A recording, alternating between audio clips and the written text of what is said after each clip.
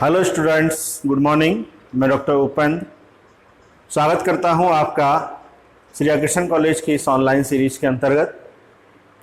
देखिए बच्चों, पिछले टॉपिक के अंतर्गत हमने पिट्यूटरी ग्लैंड के बारे में पढ़ा था और पिट्यूटरी ग्लैंड में हमने पढ़ा था इसकी स्ट्रक्चर कि पिट्यूटरी ग्लैंड्स की कौन कौन सी संरचनाएं और उसके कौन कौन से भाग हैं। ठीक है, अब देखिए इसी में आपका पिट्यूटरी ग्लैंड का अगला टॉपिक है आपका ब्लड सर्कुलेशन या ब्लड सप्लाई टू एडिनोहाइपोफाइसिस।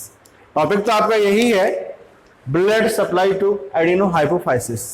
ठीक है, तो जब हम एडिनोहाइपोफाइसिस पढ़ रहे हैं तो साथ में ही हम जो न्यूरोहाइपोफाइसिस है उसको भी यहाँ पर साथ में लेकर चलेंगे। ठीक है, तो हमको क्या पढ़ना है कि पीयूष ग्रंथि के अंतर्गत रक्त का परिवहन किस प्रकार से होता है और कौन सी वाहिनियों के द्वारा होता है, ये हमको यहाँ पर पढ़ना है। ठीक है, तो देखिए बच्चों, छोटा सा टॉपिक है वैसे तो, कि यहाँ पर जो पीयूष ग्रंथि के लिए सप्लाई जो होती है वह होती है बच्चों internal carotid artery. Internal carotid artery, artery मतलब धमनी। ठीक है, तो इंटरनल कैरोटिड आर्टरी से जो है वह रक्त पीयूष ग्रंथि की ओर लाया जाता है और वहां से इंटरनल कैरोटिड जो है वह पीयूष ग्रंथि के अंतर्गत प्रवेश करती है सुपीरियर हाइपोफाइसियल आर्टरीज। इट मींस रक्त की जो सप्लाई है वह पीयूष ग्रंथि के लिए किसके द्वारा दी जाती है? सुपीरियर हाइपोफाइसियल आर्टरी के द्वारा। ठीक है, ये सुपीरियर हाइपोफाइसियल आर्टरी जो है ये बच्चों पीयूष ग्रंथि का जो ऊपरी भाग जो मीडियन एमिनेंस पार्ट होता है, उस मीडियन एमिनेंस और इन्फंडिबुलम जो पार्ट होता है उसके अंतर्गत प्रवेश करता है और यह वहां शाखित होकर जाल का निर्माण कर लेता है। ठीक है, तो यहां पे देख रहे हैं कि ये इसका मीडियन एमिनेंट पार्ट है और median eminent part plus infundibulum है यहाँ पर। ये तो मीडियन और एमिनेंट पार्ट के अंतर्गत सबसे पहले जो है सुपीरियर हाइपोफाइसियल आर्टरी शाखित होकर यहाँ पर क्या है, गुच्छिका का निर्माण कर लेती है। ठीक है, अब यहां से क्या होता है कि बच्चों यहां से वेन निकलती हैं और वो वेन होती है कौन सी? हाइपोफाइसियल पोर्टल वेन। ये हाइपोफाइसियल पोर्टल वेन जो है ये रक्त को लाती है कहां पर बच्चों? एडिनोहाइपोफाइसिस के अंतर्गत। रक्त के अंतर्गत जो पीयूष ग्रंथि के अंतर्गत जो रक्त है वो किसके द्वारा लाया जा रहा है? हाइपोफाइसियल पोर्टल वेन के द्वारा लाया जा रहा है, जो कि एडिनोहाइपोफाइसिस के अंतर्गत जो है यहां पर क्या करता है, ये अनेक शाखाओं में विभाजित होकर जाल का निर्माण करता है और इस जाल को कहते हैं अपन क्या? सिनुसॉइड। इट मींस केशिकाओं का जाल का निर्माण हो जाता है किनके चारों ओर? सिक्रेटरी सेल्स के अंतर्गत। तो देखिए बच्चों, इस एडिनोहाइपोफाइसिस के अंतर्गत क्या पाई जाती है? सिक्रेटरी सेल्स, जो कि हार्मोन्स का क्या करती हैं? स्त्रवण करती हैं। तो उन सिक्रेटरी सेल्स के चारों ओर जो है क्या कर लेती है? गुच्छिकाओं का निर्माण या गुच्छिका का निर्माण हो जाता है और वो है इस प्रकार से यहां पर मैंने आपको डायग्राम से दिखाया है। तो देखिए ये रेड कलर के अंतर्गत ये जो है ये हाइपोफाइसियल पोर्टल वेन जो है वो अंदर प्रवेश करती है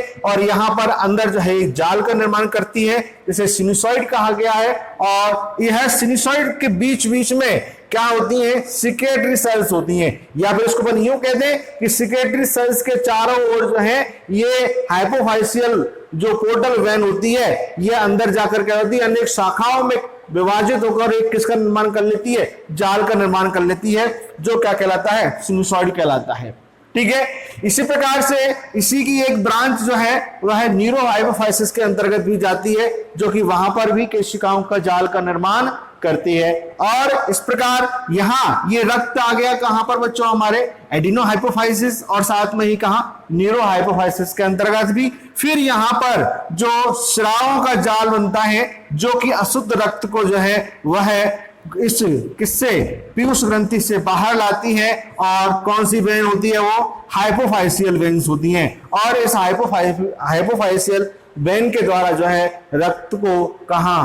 बाहर पीयूष ग्रंथि से ले जाया जाता है।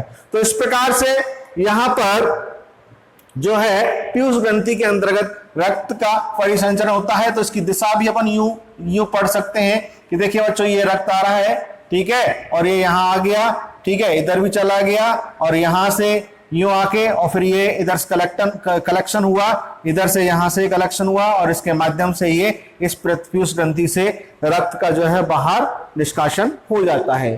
तो इस प्रकार से ये आपका एक छोटा सा टॉपिक है blood supply to adeno hypophysis. ठीक है, अब देखिए इसमें एक छोटा सा टॉपिक और है आपका पीयूष ग्रंथि का, वह है आपकी क्या, हिस्टोलॉजी। क्या? हिस्टोलॉजी, ऊतकीय संरचना, या बात करें अपन क्या, ऊतक संरचना। ऊतक संरचना, हिस्टोलॉजी। हिस्टोलॉजी किसकी बच्चों? पीयूष ग्रंथि की। तो देखिए बच्चों, हिस्टोलॉजी से मतलब क्या है कि यहां पर जो पीयूष ग्रंथि है इसके अंतर्गत कौन कौन सी कोशिकाएं पाई जाती हैं। तो देखिए बच्चों, यहां पर इस पीयूष ग्रंथि के अंतर्गत पाई जाने वाली जो कोशिकाएं हैं, उन कोशिकाओं को अभिरंजन के आधार पर, किसके आधार पर? अभिरंजन के आधार पर कोशिकाओं या दो प्रकार की कोशिका बताई गई हैं बच्चों। कितने प्रकार की कोशिकाएं बताई गई हैं? दो प्रकार की होती हैं। एक तो होती है क्रोमोफिल्स, ठीक है, और दूसरी होती हैं क्रोमोफोर्स।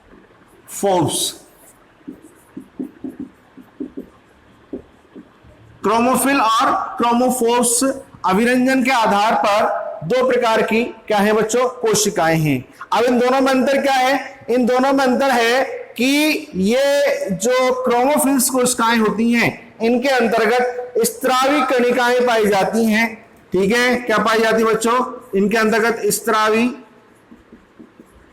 कणिकाएं पाई जाती हैं, जबकि जो क्रोमोफोर्स होती हैं इनके अंतर्गत स्त्रावी कणिकाएं जो हैं वह एब्सेंट होती हैं। ठीक है, क्या होती हैं बच्चों? एब्सेंट होती हैं, इसके अंतर्गत ये नहीं पाई जाती हैं।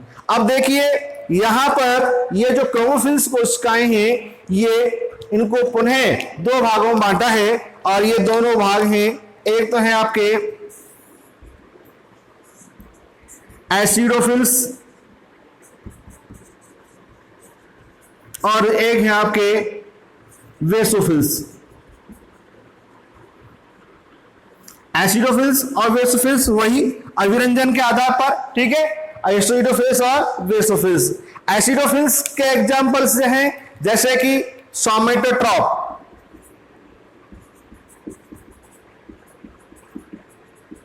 ठीक है। एसिडोफिल्स की पहली प्रकार की कोशिका कौन सी हो गई बच्चों? सोमेटोट्रॉप, जो कि सोमेटोट्रोपिन हार्मोन्स का क्या करती है? स्त्रवन, जो कि एक क्या है? वृद्धि हार्मोन होता है बच्चों, ठीक है।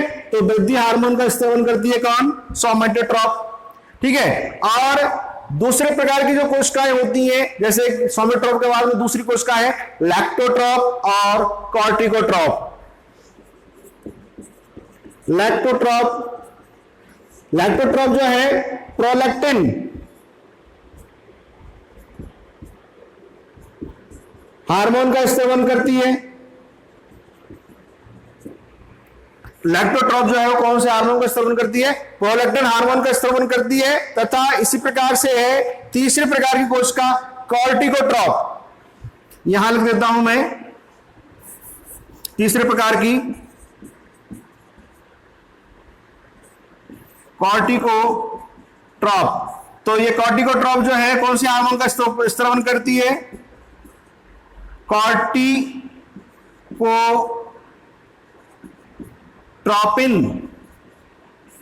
कॉर्टिकोट्रोपिन का हार्मोन का स्त्रवन करती है। तो एसिडोफिल्स कितने प्रकार की होगी बच्चों? सोमेटोट्रॉप, लैक्टोट्रॉप और कॉर्टिकोट्रॉप। और दूसरे प्रकार की जो थी वो कौन सी थी बच्चों? Basophils.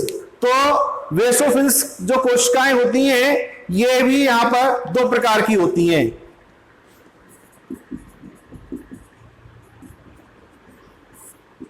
Number 1 thyrotrope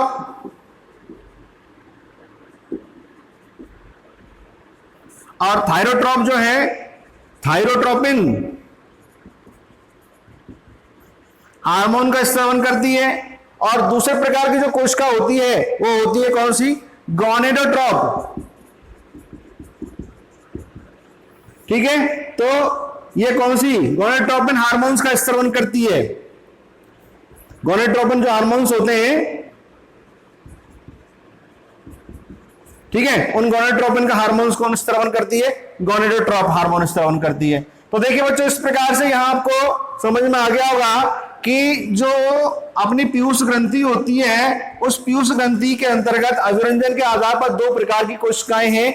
number 1 chromophils, number 2 chromophores. Chromophils कोशिकाओं के अंतर्गत क्या है, स्रावी कणिकाएं उपस्थित होती हैं, जबकि इनके अंतर्गत अनुपस्थित होती हैं। अब यहां इन क्रोमोफिल्स को पुनः कितने दो भागों में बांटा है। एक तो होती है एसिडोफिल्स और दूसरी होती है कौन सी, बेसोफिल्स। एसिडोफिल्स कोशिकाएं कौन सी, सोमेटोट्रॉप, लैक्टोट्रॉप, कॉर्टिकोट्रॉप। बेसोफिल्स कोशिकाएं कौन सी, थायरोट्रॉप और दूसरी है गोनेडोट्रॉप। तो इस प्रकार से ये हमारे पीयूष ग्रंथि के अंतर्गत अलग अलग प्रकार की कोशिकाएं जो पाई जा रही हैं, ये अलग अलग प्रकार के हार्मोन्स का क्या कर रही है, स्रावन कर रही हैं। अब देखो, ये तो केवल मैंने आपको बताया अभी यहां पर कौन सी, क्रोमोफिल्स। दूसरी और है हमारे ये कोशिकाएं कौन सी, क्रोमोफोर्स, जिनके अंतर्गत क्या नहीं पाई जाती है, स्रावी कणिकाएं नहीं पाई जाती हैं। तो देखिए बच्चों, जो क्रोमोफोर्स क्या कहते हैं, कोशिकाएं होती हैं, इनके अंतर्गत स्रावी कणिकाएं नहीं पाई जाती हैं और इसी कारण से जो है यह इनका अभिरंजन नहीं हो पाता है, इनका आगे अभिरंजन नहीं हो पाता है। तो ये एक ही प्रकार की या एक अलग बिना अभिरंजित प्रकार की कोशिकाएं होती हैं, जो कि सामान्य रूप से हार्मोन्स का क्या नहीं करती है, स्रावन नहीं करती हैं। ठीक है, तो स्रावी कोशिका या स्रावी कणिकाएं जिन कोशिकाओं के अंतर्गत पाई जाती हैं, वे कोशिकाएं क्या है, हार्मोन्स का क्या कर रही हैं, स्रावन कर रही हैं, जबकि ये स्रावन नहीं कर रही हैं। ठीक है, तो ये इसकी क्या हो गई, एक सामान्य ऊतकीय संरचना हो गई किसकी, पीयूष ग्रंथि की। ठीक है, जितना कि आपके सिलेबस के अंतर्गत, बुक के अंतर्गत दे रखा है।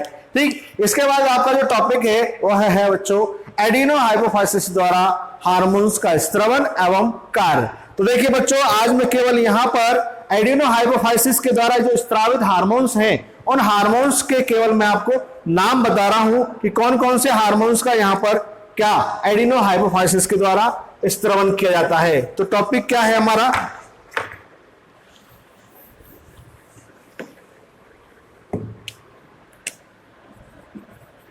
Adeno hypophysis